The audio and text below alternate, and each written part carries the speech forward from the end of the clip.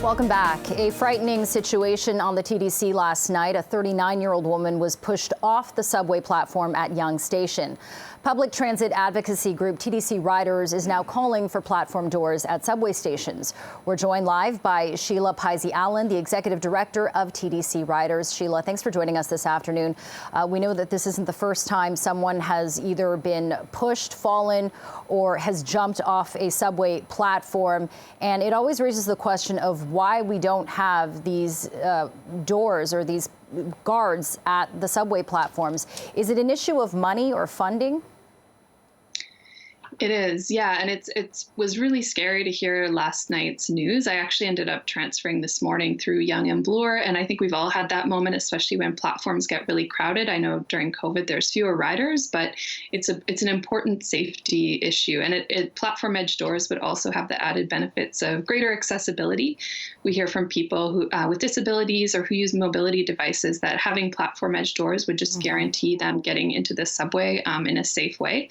That's actually one reason that people are concerned. The TTC is also phasing out the subway guards on position on trains, but the TTC's in their capital budget this year, the cost of upgrading all stations with platform edge doors is unfunded. It would cost about $1.35 billion. It would also have the added benefit of reducing delays, just stuff falling onto the tracks.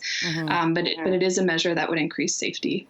It's interesting because you refer to that TTC 2022 capital budget, and we see that what was funded was elevators, of course, for accessibility, as well as other safety measures such as fire alarms, those fire hoses. So it seems strange why these platform doors, which are ultimately for safety and accessibility, are not being funded. Why do you think that is?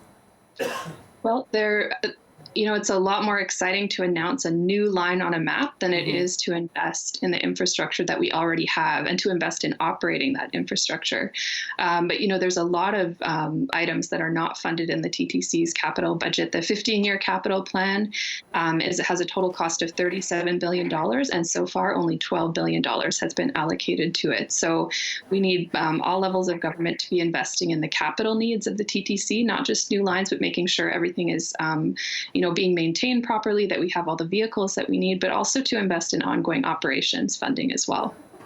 Sheila, in light of this incident, do you think that there could be more funding to provide more TTC employees to be kind of supervising what's happening on the platform, since these platform doors obviously are not going to be put in place anytime soon? How can we ensure that subway riders feel safe right now?